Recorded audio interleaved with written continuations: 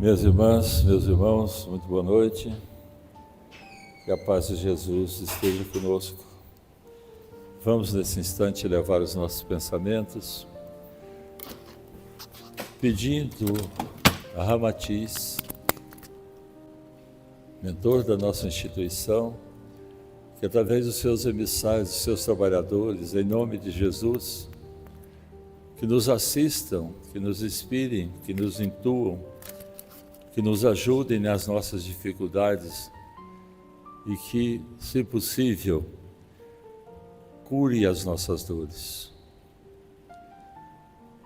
Senhor Jesus, esteja conosco hoje e sempre. Nós vamos conversar hoje sobre o livro Vinha de Luz, no seu capítulo 160.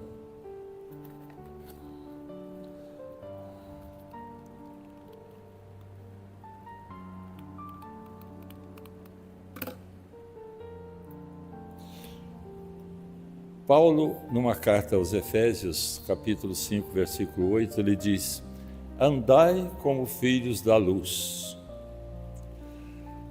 Toda a história do Paulo se reveste numa primeira fase em que ele foi treinado e foi dado a ele a liberdade de perseguir cristãos.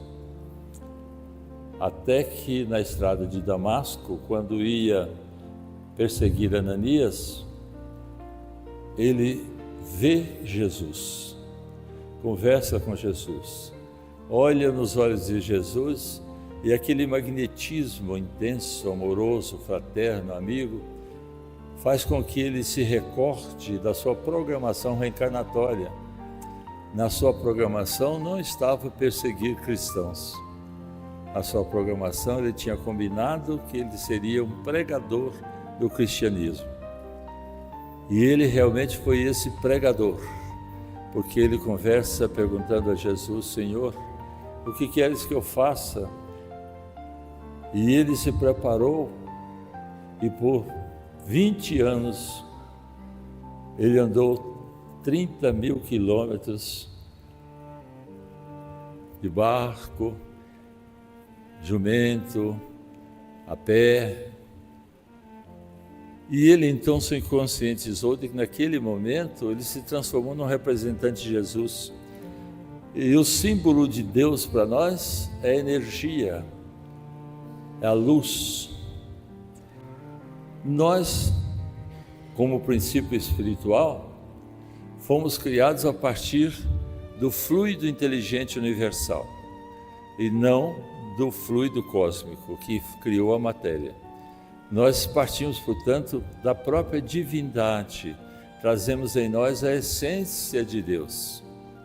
E como princípio espiritual, nós passamos por vários reinos, pelo reino mineral, pelo reino vegetal, pelo reino animal inferior, pelo reino animal superior, até chegarmos à fase hominal.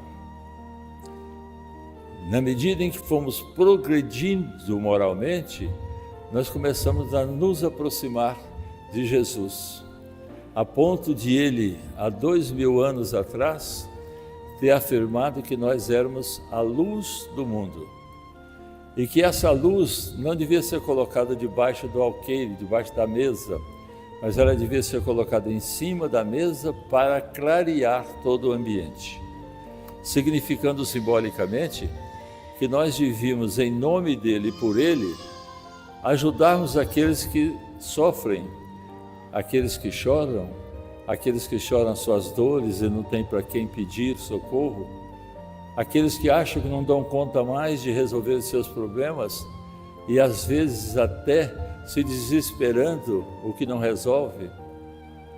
Então, em nome desse Jesus que é luz, Paulo de Tarso foi trabalhar.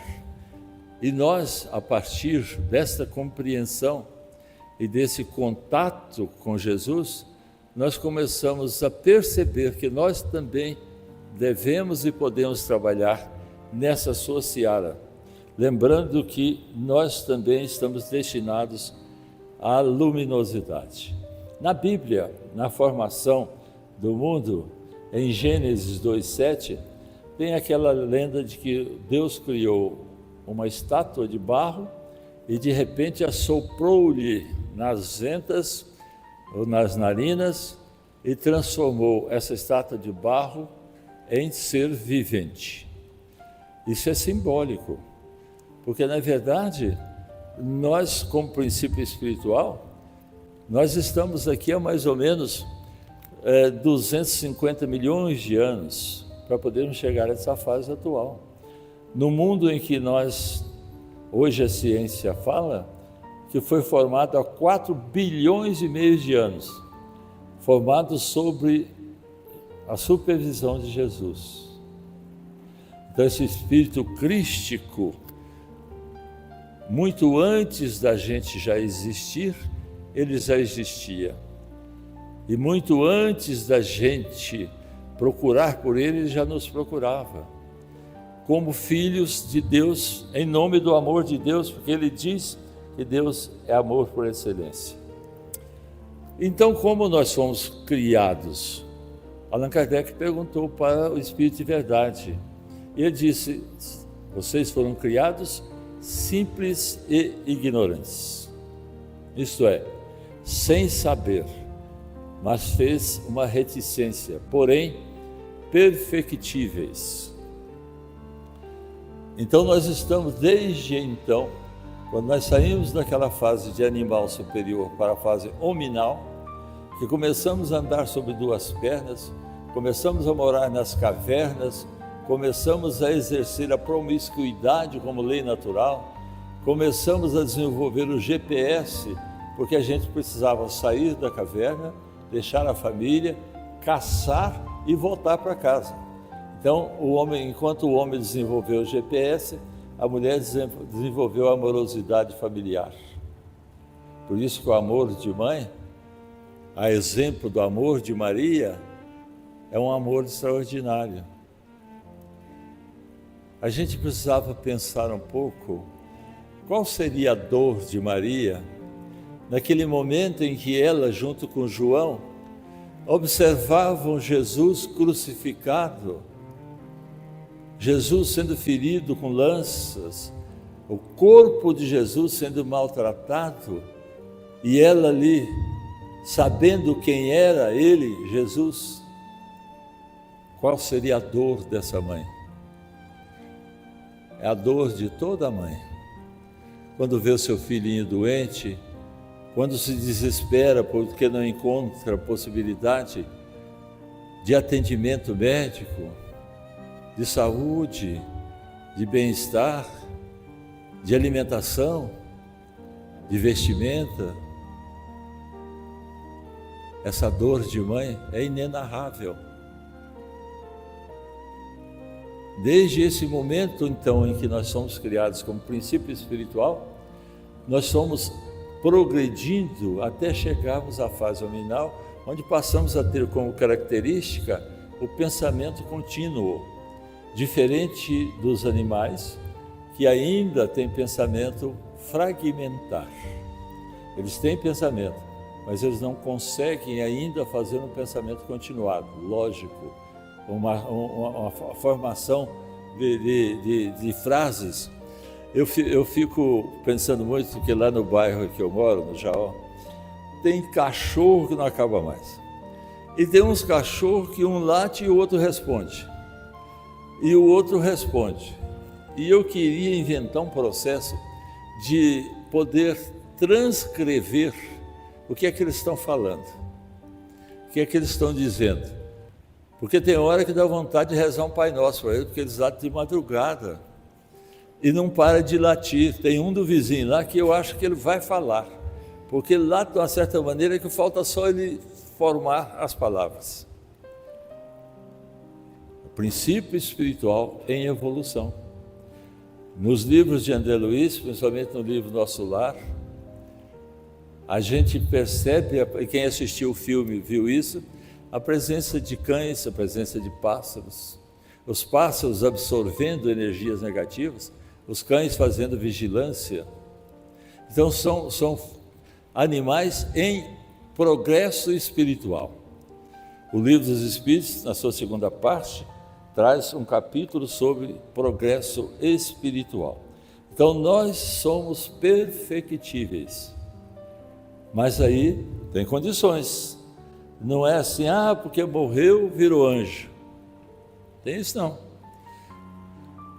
E como é que nós nascemos? Para a gente poder chegar a essa fase de desencarnação. Enquanto a gente desencarna, a gente vai para a parte espiritual, onde a gente é conhecido como espírito errante, ou seja, espírito em liberdade, porém, nem tanta, né? E a gente chega à conclusão, conversando com os amigos, com o nosso guia espiritual, percebendo que nós fizemos erros, nos arrependendo desses erros, querendo uma vida nova, a gente consegue, pedindo, orando, trabalhando para isso, uma nova oportunidade de reencarnar, nova encarnação. E aí a gente precisa escolher o nosso modelo organizador biológico, o nosso MOB, o nosso perispírito. Por quê? Porque esse corpo novo vai ser formado na dependência daquilo que nós queremos fazer. Nós vamos programar um novo tipo de vida, uma nova vida. E nós precisaremos, para exercê-la em abundância, nós precisamos de um perispírito adaptado para aquela vida. Então, o André Luiz descreve no livro Nosso Lar a presença do chamado Ministério da Reencarnação. Nesse Ministério da Reencarnação, os nossos prontuários de vida, as nossas fichas, são estudadas, analisadas, e esses espíritos chegam à conclusão, em conversando conosco, do que é que a gente precisa para a nova vida, para essa vida de encarnados que agora estamos. E nós, então, diante daquela conclusão da nova vida, nós vamos escolher o nosso tipo de perispírito. Nós vamos ter aquele espírito amigo que nos acompanha, nos orientando, seja um espírito familiar, seja alguém em nome de Jesus. Nós vamos ter alguém que vai anotar na nossa papeleta, no nosso prontuário, aquilo que nós estamos escolhendo, e nós vamos ali, simbolicamente, num varal de perispíritos, de modelos perispirituais, nós vamos escolher o que a gente quer. Nós podemos escolher aquele corpo novo, com determinadas doenças, determinadas patologias, determinadas más formações. Por exemplo, um câncer de próstata, um saci pererê, nascendo com a perna só, uma vida em que a gente vai ficar cego, uma vida em que a gente falta um braço, uma vida em que vai ter câncer de mama, etc. Cada um de nós sabe da sua programação. Nessa programação espiritual, nós vamos ter alguns itens. O primeiro é, eu preciso aprender a amar, que nós ainda não aprendemos. A gente sequer sabe o que é amor, não é? Quantas vezes você já afirmou para a pessoa querida que você a ama, mas você a ama de verdade ou só quer bem? Você é capaz de se sacrificar por ela? Você é capaz de ser a muleta dela quando ela doente precisar? Às vezes o coração da gente fica doendo diante de alguns acontecimentos. Na minha especialidade, eu vejo muita insuficiência renal crônica. O marido, não tendo como recuperar esse órgão ou esses rins, ficando doente, com um hálito de urina, aquele hálito muito ruim de se cheirar, fraco, anemiado, indisposto. Se a mulher não tiver amor, ela arranja outro. O mesmo acontece com o marido. Muitas vezes a gente viu isso. Falta amor.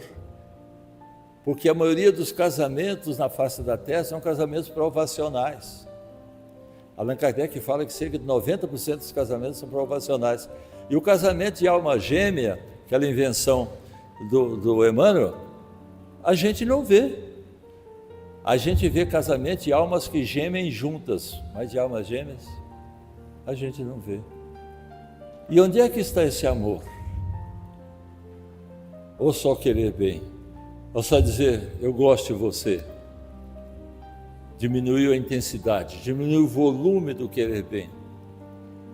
A gente diz isso para os nossos filhos, para as nossas filhas.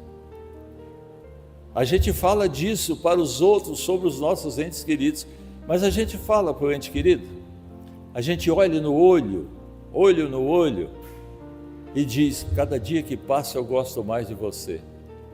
Pode até usar o verbo amar, porque Jesus resumiu todo o ensinamento filosófico dele nesse verbo amar. Então a gente escolhe esse novo perispírito em função da vida que nós vamos novamente manter aqui na Terra. Nós reencarnamos em grupo familiar. Há quanto tempo nós estamos com o mesmo grupo, repetindo os mesmos clichês, fazendo os mesmos erros e não aprendendo a amar.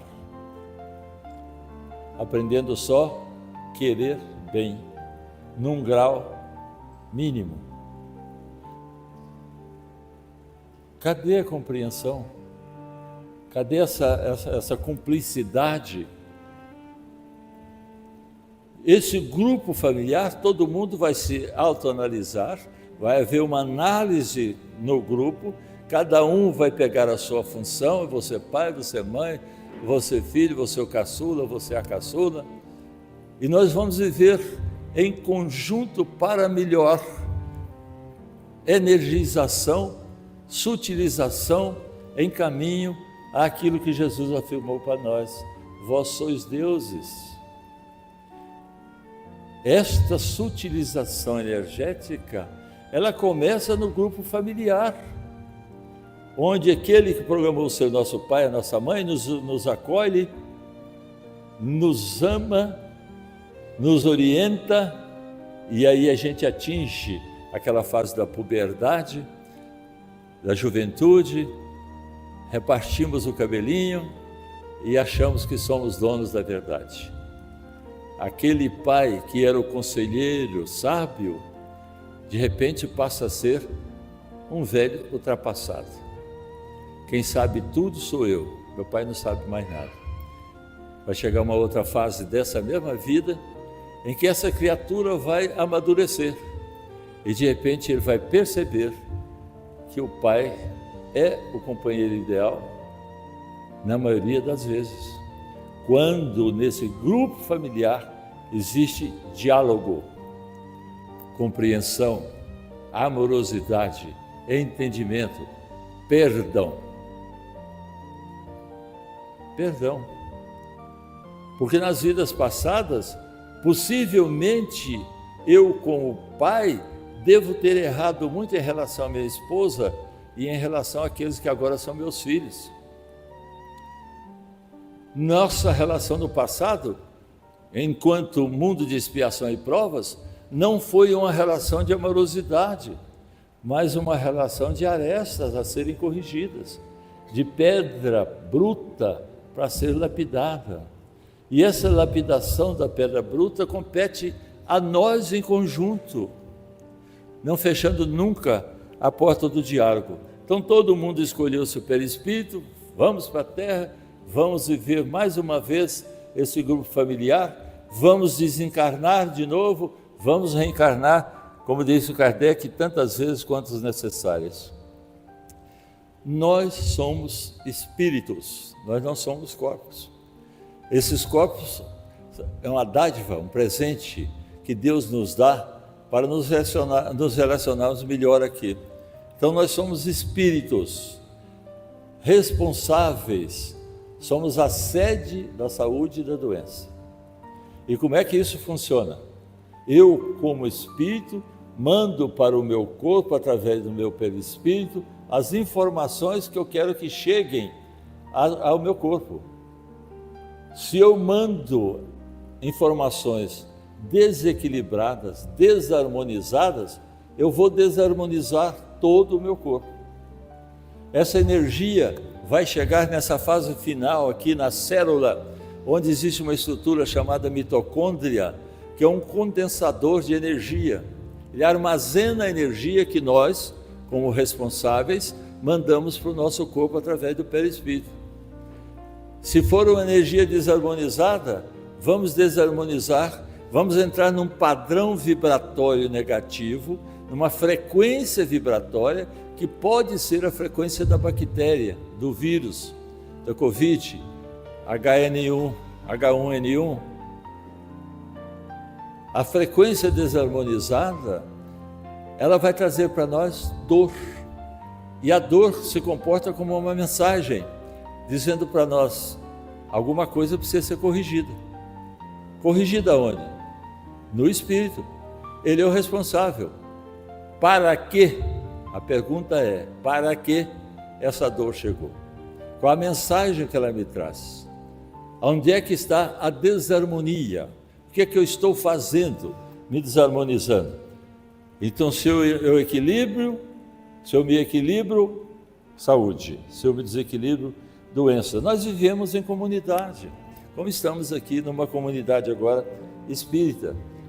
Cada criatura, cada um de nós, dá sempre notícia da própria origem espiritual. A criança dá essa notícia. Quem tem filhos, quem tem netos, quem tem bisnetos, se lembra disso. A criança pequenininha já começa a se mostrar. Até os 7 anos você já falando, esse aqui é mais pacato, esse aqui é mais enfesadinho, esse aqui é mais briguento. Os atos e palavras e pensamentos constituem informações vivas da zona mental de que procedemos. Você vê o comportamento da criança, psicologicamente, você já o examina, você sabe qual será o comportamento dele. Tendência que a gente precisa ou corrigir ou estimular. Aquela criança bondosa, amiga, fraterna, e aquela criança nervosa, rabugenta, emburrenta, briguenta. Então a gente sabe onde a gente precisa lapidar. Nós somos filhos de Deus, mas cada um de nós tem as suas características emocionais, comportamentais. Cada um de nós, ao pedir a nova encarnação, já veio trazendo essas qualidades inatas em cada um de nós. Os filhos da inquietude, aqueles meninos que não se comportam, não obedecem, rabugentos, vão crescer desse jeito. Os filhos da inquietude costumam abafar, desconfigurou tudo, meu trem, costumam abafar quem os ouve, em mantos escuros de aflição. Serão os meninos aflitos, com sonhos agitados, com pesadelos. E às vezes a gente precisa tratar esses espíritos. Aqueles rebentos da tristeza espalham o nevoeiro do desânimo. Os cultivadores da irritação fulminam o espírito da gentileza com os raios da cólera. Os portadores de interesses mesquinhos ensombram a estrada em que transitam, estabelecendo escuro clima nas mentes alheias. Egoístas, cobiçadores, orgulhosos, invejosos, que inveja tudo o que não tem. Os corações endurecidos geram nuvem de desconfiança por onde passam. Os afeiçoados à calúnia e à maledicência distribuem venenosos quinhões de trevas com que se improvisam grandes males e grandes crimes. Sócrates, muito preocupado com isso, ele fez um ensinamento chamado filtros de Sócrates. 3 filtros. Um amigo dele chegou para ele e disse assim: Sócrates, fulano de tal está falando mal de você. Aí ele olha para o amigo e pergunta: vou passar você por 3 filtros. É verdade? O que você está falando é verdade? Você confirmou? Segundo, aquilo que você está falando realmente tem uma moral no sentido de ajudar alguém, a ele ou a mim? Terceiro, se isso não é verdade, não é amoroso, não faz bem nem a você, nem a ele, nem a mim, para que você vai me contar? A maledicência é justamente isso, a gente ouve e aí começa a esparramar, principalmente hoje, com internet, com zap, mandar coisas, enviar coisas que a gente não testemunhou, não sabe se é verdadeiro, se aquilo é amoroso, se aquilo realmente vai fazer bem a alguém. Então, se a gente não sabe se é verdade, não sabe se é amoroso, não sabe se vai ajudar alguém, para que falar? Para que passar para frente? Aqui na nossa casa, a gente não tem maledicência, a gente só tem fofoca fraterna. Eu não sei se vocês sabem o que é isso, fofoca fraterna. Quando você vem e me cumprimenta, que você vira as costas, eu já começo a falar mal de você. Mas para quem eu vou falar mal de você, eu faço uma colocação amorosa. Sabe, fulano, a fulana? Olha, eu quero dizer para você que eu amo ele demais, gosto dela muito, mas, aí está o perigo, depois do mas. A fofoca desune, acaba com o grupo. Então o problema é, quando a gente tinha o laboratório, era o laboratório Atalaia, eu como diretor de pessoal, eu tinha o costume assim, chegou alguém para falar mal do outro, ele sentava, falava o que queria, aí eu chamava o outro. Quando o outro chegava, quem estava falando mal, ficava vermelho. E eu fazia fofoca, né? Olha, fulano está aqui porque falou isso e isso de você. É verdade isso? É evidente que eu fiz 2 inimigos.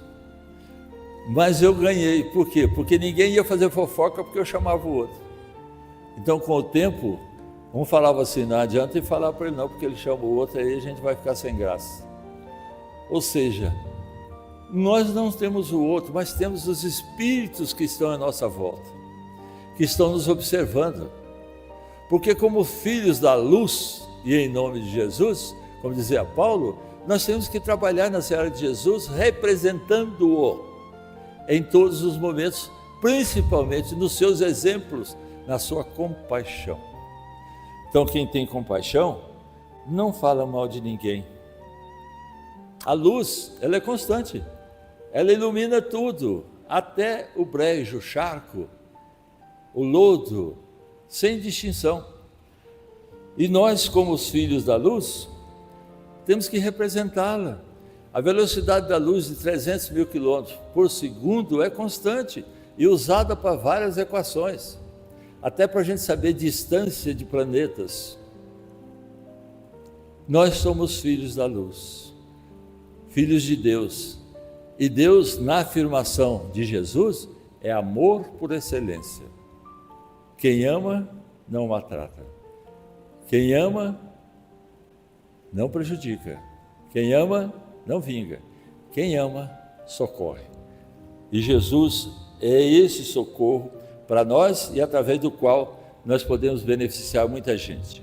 Então, beneficia a todos sem distinção. Está lá Paulo escrevendo aos Romanos.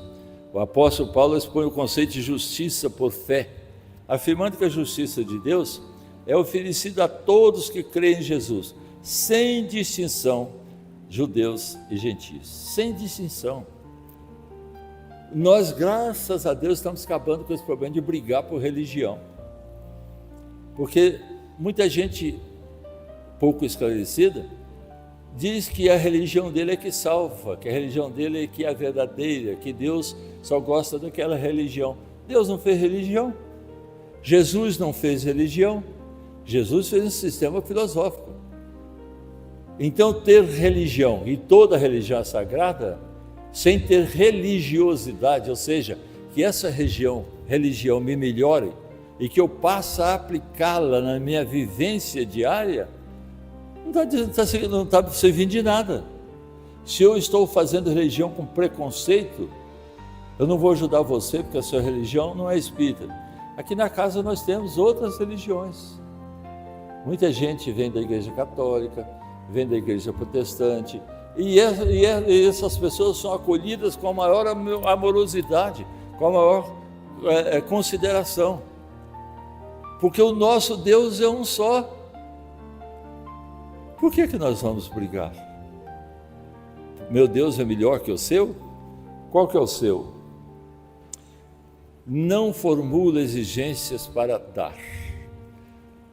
Gente, quando nós estamos aí na rua, nos sinaleiros, hoje é muito frequente a presença de senhoras venezuelanas com crianças ao colo, com cartaz "Me ajude", e muitas vezes a gente para o carro e diz para elas: por que só não vai trabalhar? Só está forte, sadia? Vocês já pensaram na humilhação de ter que fazer um cartaz, de ir para a rua pedir, suplicar e receber esse tipo de consideração? Quando às vezes a gente dá alguma coisa, a gente abaixa o vidro, dá e fecha rápido, para não conversar com ela, para não saber nada da vida dela, para não entender nem fazer alguma coisa por aquela criança que está no braço. E na maioria das vezes nós dizemos: ela está alugando criança para poder pedir. Essa criança no futuro poderá ser um criminoso. E o que é que nós fizemos para ajudar, para que isso não acontecesse? Qual que é o nosso comportamento? A gente ainda tem a mania de exigir para poder ajudar, até os familiares, principalmente quando tem que emprestar. Espírita tem cascavel no bolso. Quando não tem cascavel, tem escorpião. E nós sempre queremos emprestar para quem pode pagar. Senão a gente fala que não tem. Não é assim que a gente faz? Nós ainda estamos muito ligados à matéria, ao ter, ao invés do ser. Afasta a sombra sem alarde. Olha o que diz aí Francisco de Assis: apenas um raio de sol é suficiente para afastar várias sombras. Acolhimento. Quem está desarmonizado, quem está enraivecido, adoentado, nas próprias palavras do Cristo, para a gente não dizer raca, louco, para ninguém. Porque o maior insulto para os judeus era você olhar para alguém, dizer raca e cuspir de lado. Por isso que Jesus disse para a gente não ter inimigos, só ter amigos. Vocês imaginem hoje, se vocês pensarem assim: pode acontecer que eu morra de noite, amanhã eu estou lá no mundo espiritual, quem é que vai fazer oração para me ajudar? Você tem certeza de quem vai fazer? Sem pressa e paga? Quantos amigos você tem na realidade? Quanto de bem você está espargindo sobre aqueles que sofrem, ajudando, levando? Jesus disse para nós: vós sois a luz do mundo, fazei essa luz brilhar. É tempo dessa luz brilhar. Brilhar aonde? Onde estivermos. Onde estivermos. Chico Xavier, vocês viram naquele filme sobre a vida dele, o pai dele ficou preocupado porque aos 17 anos ele ainda era virgem. E o pai dele levou-o a uma casa onde uma moça, sob pagamento, poderia desvirginizar o Chico. O pai foi fazer as atividades dele. Quando voltou, o Chico estava de mãos dadas com as moças, cantando hinos, fazendo prece, louvando a Deus, ensinando aquelas irmãzinhas os ensinamentos do Evangelho. E o Chico gostou tanto da experiência de ensinar o Evangelho ao invés de fazer atividade sexual desarmonizada, que ele voltou ali várias vezes ensinando, reunindo com aquelas moças, levando o Evangelho, levando a luz, a claridade aos corações delas. E os companheiros de centro, que não faz fofoca, só faz fofoca fraterna, não faz maledicência, começaram a dizer: o Chico está indo para a putaria. É preciso chamar a atenção do Chico, o Chico está obsidiado.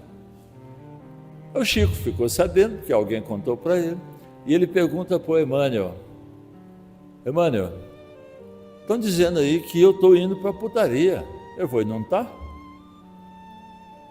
Chico, o importante não é onde você vai, é como você sai. Você está indo levar a palavra de Jesus, você está esclarecendo corações. A luz do Chico não estava escondida, estava brilhando, recuperando aquelas irmãs, como fez Jesus com Maria de Madalena ou de Magdala. O acolhimento. Ah, mas o fulano leva uma vida desregrada. Ajude-o. Se não tem como dialogar para ajudar, faça uma oração em benefício dele. Observe que a pessoa que está do seu lado, em raiva, desarmonizada, ela precisa de ajuda, não precisa de briga. Porque se os dois ficarem na mesma faixa vibratória, sem diálogo, sem amorosidade, vai acabar até o casamento, a amizade. Então nós precisamos fazer, em nome de Jesus, fazer brilhar a nossa luz. Paulo de Tarso, naquele tempo era Saulo de Tarso, indo para Damasco, que ele queria perseguir Ananias, que converter Abigail, sua amada, para o cristianismo, encontra-se com Jesus e se arrepende do que estava fazendo. Porque Jesus pergunta para ele: Saulo, Saulo, por que me persegues? Ele estava perseguindo os cristãos que estavam ligados a Jesus. Ele então olha para Jesus, conscientiza-se da necessidade de mudança de rumos e diz para Jesus: Senhor, o que queres que eu faça? Quando nós viemos reencarnar, nós pedimos as bênçãos de Jesus através dos emissários dele. E Jesus disse para nós: será que você dá conta disso que você está programando? Porque não é ninguém, a não ser nós mesmos, que fazemos a nossa programação, a não ser naquelas reencarnações compulsórias de espíritos muito rebeldes, que a espiritualidade tem que programar a nova vida dele. Mas nós que já temos religião e religiosidade, nós interviemos na nossa programação reencarnatória. E perguntamos para Jesus: Senhor, o que é que queres que eu faça em teu nome, enquanto esteja em nova encarnação? E Jesus diz para nós: eu apoio você, vai e eu estarei junto. Então, nós precisamos aqui espalhar alegria e revelação crescentes, com exemplos, dando exemplos de que realmente estamos seguindo o Cristo. A alegria do Evangelho não é um sentimento passageiro ou superficial, mas uma fonte de vida que brota do encontro de pessoas com Jesus. É uma alegria que nasce da missão e transcende as circunstâncias externas e se manifesta mesmo nas situações mais difíceis da vida. Naqueles momentos em que a gente acha que não dá conta de solucionar, que a gente se acha com impossibilidade de resolver o problema, é hora então de nós nos ajoelharmos, nos flexionarmos e conversar com Jesus. Essa nossa irmãzinha aqui da figura, a vida dela estava muito custosa, ela estava chorando muito, ela não conseguia resolver nada, estava em depressão. Ela se encontra com Jesus e fala para ele: Senhor, eu estou chorando muito. Jesus a acolhe e diz para ela: pode chorar à vontade, eu ando sob as águas. Ou seja, toda a sua dor, vem a mim, eu sou o caminho, a verdade e a vida, ninguém vai a Deus senão por mim. Então, nesses momentos de sofrimento, de dor, de lágrimas, sem desespero, sem revolta, é hora de nós entrarmos para dentro de nós mesmos, como disse Jesus, para dentro do nosso quarto interior, silenciosamente, pedirmos ajuda. E Jesus estará conosco, nos ajudando. Porque Ele diz para nós, além de nos desejar uma boa noite, Ele diz para nós: orai e vigiai sempre. A fé é luz no nosso caminho para afastar as sombras do medo, do sofrimento, da dor. Quem não tem medo de morrer? Se eu perguntasse aqui, muita gente ia levantar a mão. Enquanto estivesse com a mão levantada, eu ia perguntar: e se você morresse agora? Ele abaixa a mão rapidinho. Não tem medo de morrer, mas não quer morrer.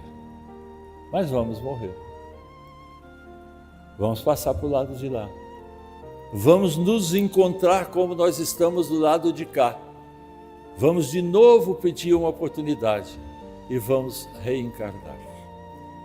Então que Jesus nos abençoe, nos ampare, nos dê forças para nós continuarmos firmes, determinados, corajosos, trabalhadores da seara dele.